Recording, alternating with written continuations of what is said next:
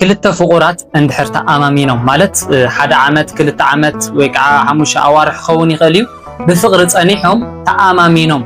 كدمي مرعى مقوارهم ويدما كدمي قال كيدان مأسارهم سقوطا وركب عند حر تتسيمهم بحق هايمانوتنا يفكدو أي يفكدن حاتيات دي يكونن سأقم كخ فترة لهم يخلدو أي يخلن سوال حاتيتنا له سلازن زيان شيء أوره خبول النامات سبو بسم الله وولد ومنفس قدوس أحد أملاك ذو العالم سلاسي كرم عالم ذنوره زونا ما أخلنا زلو عالم حليفون ذو العالم ذنبر سماين مدرن بحرن أو زلو كل فترة فترة نعناون بأرايا أو بأمثالو غيرو فترنا قدوس زياهر أملاكنا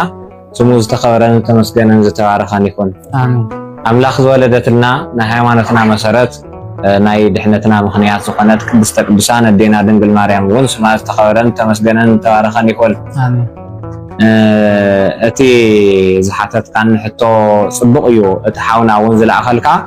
هذا مسرتاو حتى يو نحدا سو زيكونس نبزحات سوا زتركب قدم حدار تفاقرنا عينا تأمامينا عندنا يلو ركابي فتصمو እምነት ከንቱ ከምዃኑ ድሓር ሰውነቱ ይጸልእ ምስጠለሞ ወይ ምስጠለመቶ ብዙሕ ሰብ ዝጉዳዕ አይምርኡ ዘባላሹ ሰብ ስለዘሎ መጽሐፍ ቅዱስ እውን ክፍትሽ ስርዓት ሃይማኖትና ዲታየ ታታይ ኮይነ ተጎዲእኒ ኢኹ ኣብ እግዚአብሔር ዲፍሪሰ ስርዓት ወለደይ ዲፍሪሰ ኮይነ እዚ በጽሒነን ኢሉ ከስተንትን ዝገብር ሕቶ እዩ ክብል ደልየ ዝሓተትካኒ ቅድሚ መርዓ መጀመርያ ተኣማሚና ኢና ኢሎም ركابي كفصم يخدو دو كلته تحصيت ወይ ክልተ ዝተኣማመኑ ሰባት ركابي كفصم يخدو دو ዝብልካኒ በሃይማኖትና ሕግ መጽሐፍ ቅዱስ ከይፈቅዶ ዶ ስራሕ ኃጢአት ከለዎ ድዩ ሻዕብየን ከለዎ ድዩ ዝብልካኒ ጽቡቕ ሕቶ እዩ መጽሐፍ ቅዱስ እውን ኣይፈቅዶን ኃጢአት እውን እዩ ሰዓብየናት ዝመጽእ ጸገማት እውን ኣለዎ ካብ ሓሊፉ ድማ ባህልና እውን ኣይኮነን ማለት እዩ ባህልና እውን ኣይኮነን ከም ሃይማኖት ክነቅድም ባህሊ ካብ ሃይማኖት ዝወሰዶ ስለ ዝኾነ ሃይማኖት ቁጥሪ ሓደ ነውገ ሃይማኖትና ሓደ ምስ ሓንቲ ሓንቲ ምስ ሓደ ንኽነብር ተቆይድና እዩ ዝሕር ዓብይ ጸጋ ይሁንና ንዓና እዚ ዓብይ ውህብቶ እዩ ንወዲ ሰብ በይንኻ ምንባር ከቢድ እዩ ከምዚ ኮይዱ መጽሐፈ መክብብ ምዕራፍ 4 ቁጥሪ 12 ሓደ ተኣምራዊ ዝኾነ ቃል ተናገረ ኣሎ ሰለሞን አልየለቱ ለአሐድ ቦይኑ ዝነብር ወይሉ እዩ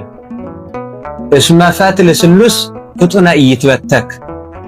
ብሰለስተ ገመድ ዝተኣሰረ ዝተተነጎ ጭጉራፍ ቀልጢፈ ይውተኽን ኢሉ ተናገሩ ሰለስተ ገመድ ማለት ድማ ሰብኣይ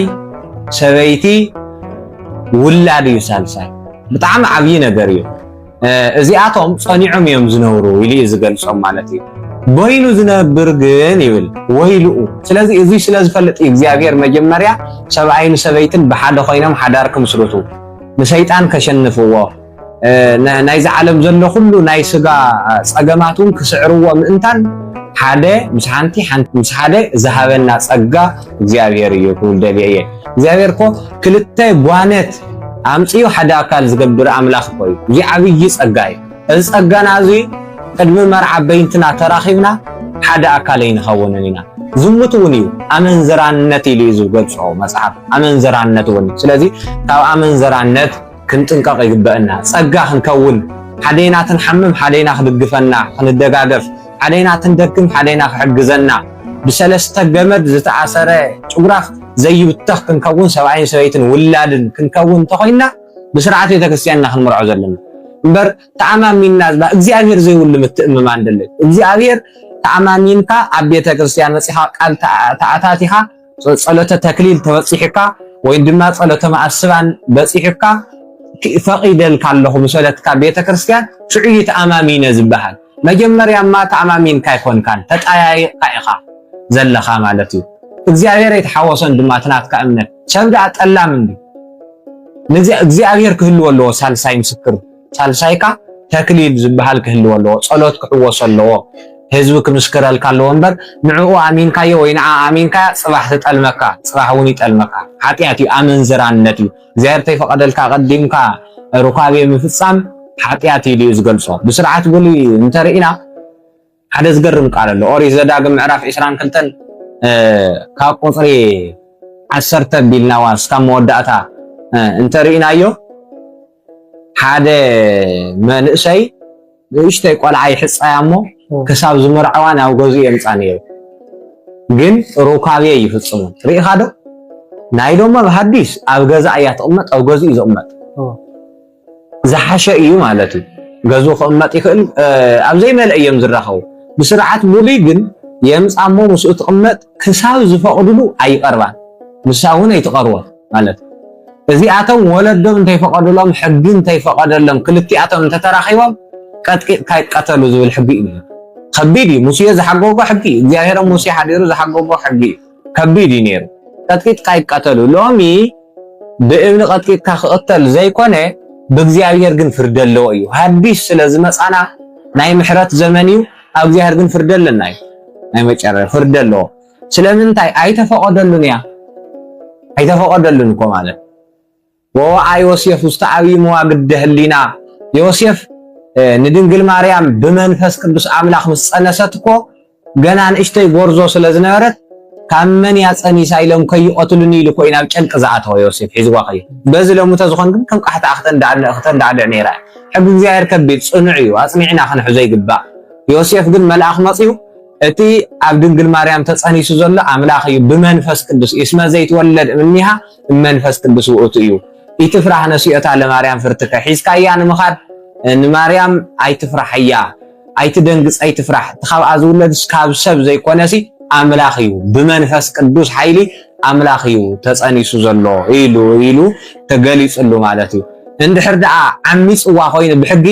ኦሪት ሓደ ወዲ ተባዕታይ ንሓንቲ ጓል ኣንስተይቲ እንድሕር ዓሚፅዋ በይኑ ይቅተል ነይሩ ክልቲኣቶም ተተፈቃቂዶም ድማ ክልቲኦም ዝብል ሕጊ ነይሩ ማለት እዚ ሕጊ እዚ ናብ ሃዲስ ነምፆ እንተለና እውን ብቃል ኪዳን ቀዳማይ ቆሮንቶስ ምዕራፍ 7 ካብ ቁጥሪ 1 ጀሚርና ስለመውስዎ እዩ ዘውግዕ ብፍትወት ካብ ምቅፃል ምምርዓዊ ሓይሽ ኢሉ ዝገልፅ መፅሓፍ ሕዚ ፍትወት ፈቲኻ ተቃፂልካ ሰውነትካ ስምዒት በርቲዑካ ሓንቲ ጓል ኣንስተይቲ ገና ዘይተመርዐወት ተኣማሚንና ኢልና ኢልካ ሩካቤ ክትፍፅም ዘይኮነ መርዓ ተመርዐ እዩ ዝብል መፅሓፍ ቅዱስ ተተኻኢልካ ብድንግልና ተተኻኢሉ ከማይ ምዃን ፅቡቅ ኢሉ ቅዱስ ጳውሎስ ድንግል ነይሩ ከማይ ኮይኑ ዝሓልፎ ሰብ ፅቡቅ እዩ ማለት ድንግል ኮይኑ ዝሓልፎ ሰብ ተኮይኑ ንእግዚኣብሔር ከመይ ኢሉ ክሕጉሰለኒ እዩ ዝብል እንተተመርዑ ከዓ ንሰበይቱ ከመይ ገይረ ክሕጉሳለኒ እዩ ዝብል ስለዚ እንድሕር ብድንግልና ምፅናሕ ዘይተኸኣሎ ሰብ ግን እስኪ ንእሽተይ ክጋደል ኢሉ ብፍትወት እንድሕር ዝቃፀል ኮይኑ ከቢድ እዩ ክምርዖ ኣለዎ ኢሉ ዝገልፅ ምስ ተመርዐወ ድማ ክልቲኣቶም ሰብዓይን ሰበይትን ፍቁራት ክኾኑ ኣለዎም ኣብ ልዕሊ እሱ ስልጣን የብሉን ንሳ እውን ኣብ ልዕሊኣ ስልጣን የብላ ስልጣኖም ናይ ክልቲኦም ሓደ ኮይኖም ክነብሩ ከም ዝግብኦም እዩ ዝገልፀልና ስለዚ ብጣዕሚ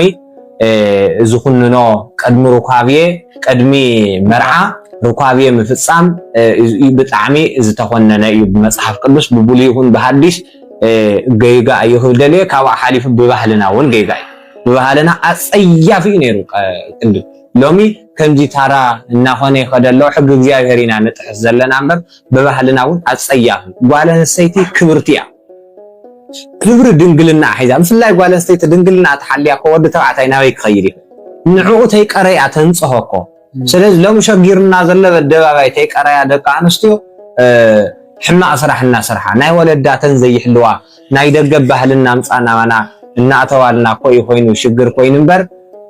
ብባህልና እውን ፀያፊ ነይሩ ጓል ኣንስተይቲ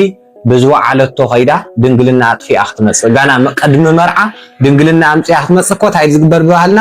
ብበቕሊ ተሸሊማ መፅያ ንቀደም ድንግልና እንድሕር ምስ ዝኾነ ይኹን ወዲ ዋላ ምስ ትመርዓዊ እያ ኣፍታ መርዓ ዝተፈቐደትላ ድንግልና እንተ ዘይተረኺባ ንቀደም እንተጥፊኣ ኣብ ኣድጊ ፅዒንካ ወጭ ኸዲንካ ኮይ ኣትምለስ ነይራ ባህልና ኮይ ነይሩ ማለት እዩ ስለዚ እዚ ብሕጊ እግዚኣብሔር እውን ክብሪ ዘይትረኽበሉ ባዕልኻ ኣነ እየ ዝፈልጥ እምበር እግዚኣብሔር ኣይትፈልጠለይን ማለት እዩ ኣብ ሓዳርና እውን ፅቡቅ ውላድና እውን ጽቡቕ እንወልደሉ ብድንግልና ክንምርዐለና ቅድሚ ድንግልና ወሲዩ ርካዌ ኣይፍቀድን ብዙሕ ሰብ ይተኣማመን ብፍላይ ጓል ኣንስተይቲ እንተፈትያቶን ወዲ ተባዕታይ እሱ እውን ተፈትይዋ